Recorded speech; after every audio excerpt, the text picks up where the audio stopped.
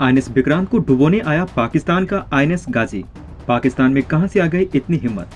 भारत की सीमा में मार करने घुस आया पाकिस्तान। क्या भारत ने भी दिया पाकिस्तान की इस चुनौती का जवाब।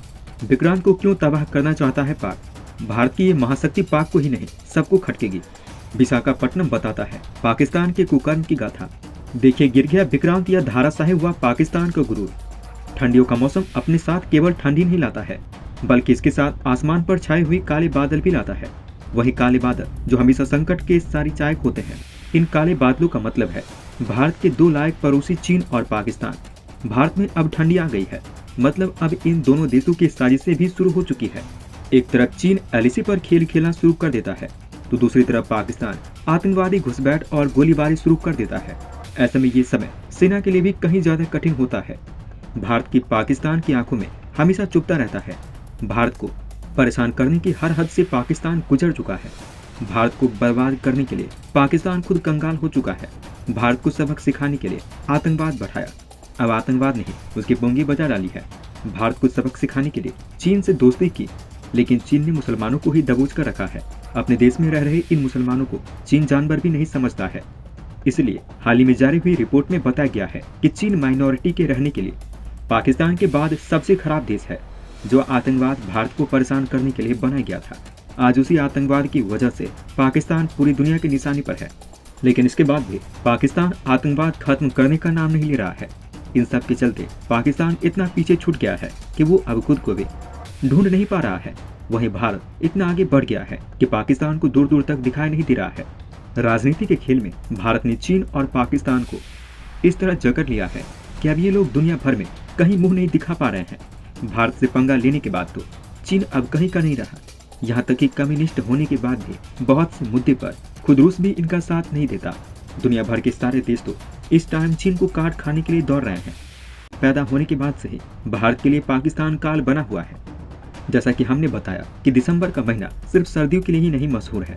ये वो समय है जब पाकिस्तान का वो जख्म हरा हो जाता है जो 51 साल पहले भारत ने उसे दिया था। जंग में मुंह की खाई सो अलग और दुनिया के सामने बेइज्जती कराई सो अलग।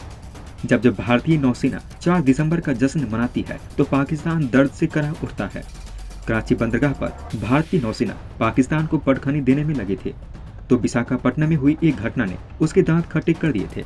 अमेरिका से आई पनडुब्बी जिसे पाकिस्तानी नौसेना गाजी नाम दिया गया था, वो भारतीय सीमा में आकर डूब गई थी। 90 सैनिकों को लेकर डूबी गाजी नौसेना की वो शौर्य गाथा है जिसके बारे में पाकिस्तान के घर में शायद ही कभी कोई बात होती होगी। जानिए आखिर कैसे पाकिस्तान की शान चंद घंटों में ही स्वयं की सबसे बड़ी वजह में तब्दील हो गई थी। बंगाल की खाड़ी में पूर्वी पाकिस्तान को अलग थलग करने के लिए भारतीय नौसेना ने नाकाबंदी कर रखी थी। ये नाकाबंदी भारतीय नौसेना की पूर्वी कमान की अगुवाई में हुई थी और वारशिप आईएनएस विक्रांत को तैनात किया गया था। इस नाकाबंदी से पाकिस्तान का खून खौल उठा है और उसने अपनी सर्वश्रेष्ठ पनडुब्बी आईएनएस गाजी को भेजने का फैसला किया। 3 दिसंबर 1971 को पीएनएस गाजी विशाखापट्टनम बंदरगाह पर पहुंचे और जोरदार ब्लास्ट के साथ अपने आने की खबर दी।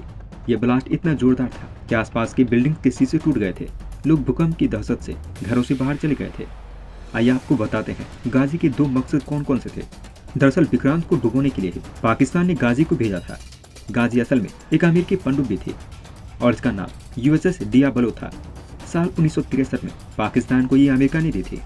गाजी 2 मकसद के साथ भारत भेजी गई थी। पहला विक्रांत को डुबोना और दूसरा भारत के पूर्वी तट पर लैंड माइन से बिछाना था।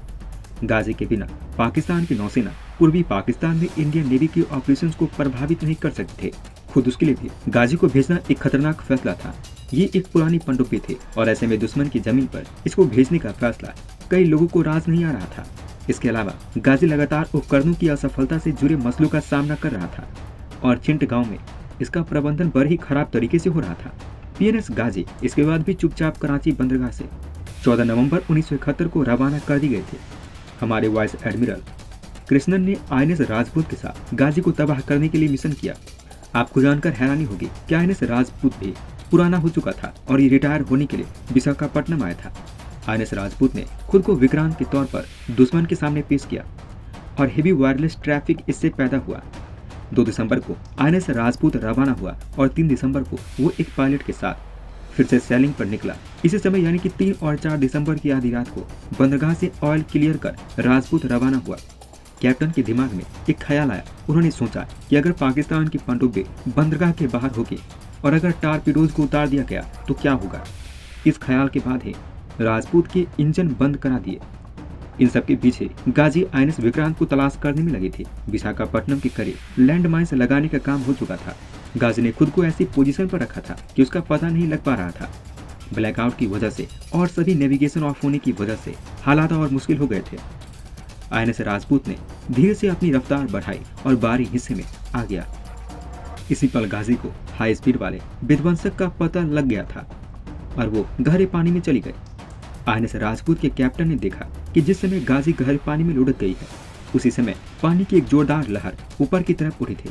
गाजी एकदम समंदर की तली में जा गिरी थी। इसमें आग लग गई और जहां पर लैंडमाइन्स बिछे थी और टारपीडोज थे उसमें ब्लास्ट हो गया था। भारतीय नौसेना ने कहा था कि पनडुब्बी को विध्वंसक आईएनएस राजपूत ने डुबो दिया है। वहीं पाकिस्तान की नौसेना दावा करती है कि उनकी पनडुब्बी आंतरिक विस्फोट के चलते डूबी थी। हालांकि कुछ लोग ये भी मानते हैं कि हाइड्रोजन गैस की अधिकता की वजह से भी हादसा हो गया था। आज भी विशाखापट्टनम के समंदर में गाजी का रहस्य दबा हुआ है। बंदरगाह से करीब 1.5 मील यानी 2 किलोमीटर से कुछ दूरी पर यह पनडुब्बी मौजूद है। इस जगह को नेविगेशनल मानचित्र पर चिन्हित किया गया है ताकि दूसरे जहाज इसके मलबे से न टकरा पाए। साल 2003 में भारतीय नौसेना की पूर्वी कमान ने इस पनडुब्बी के मलबे की जांच की और अंडर वाटर कैमरे से ली गई तस्वीरों को भी परखा गया। गाजी का मलबा बंदरगाह के बैक वाटर के 17 डिग्री पर मौजूद है। 10 गोताखोरों की एक टीम को 10 दिसंबर 2003 को मलबे का परीक्षण करने के लिए तैनात किया गया था। उन्हें इन पनडुब्बी का अगला हिस्सा पानी में मिला था। यह ऐतिहासिक घटना फिर एक बार पाकिस्तान को चेतावनी देती है कि आपका भारत पाकिस्तान से 100 गुना ताकतवर है। अब पाकिस्तान की किसी भी ईंट का जवाब पत्थर से नहीं बल्कि तोप से दिया जाएगा। तो दोस्तों अब आप हमें कमेंट सेक्शन में बताइए कि क्या आपको ये बातें पहले से पता थी। अगर नहीं तो इसमें कौन सी बात आपको सबसे ज़्यादा इंटरेस्टिंग लगी। और बिना जय हिंद लिखे कहीं मत जाइएगा।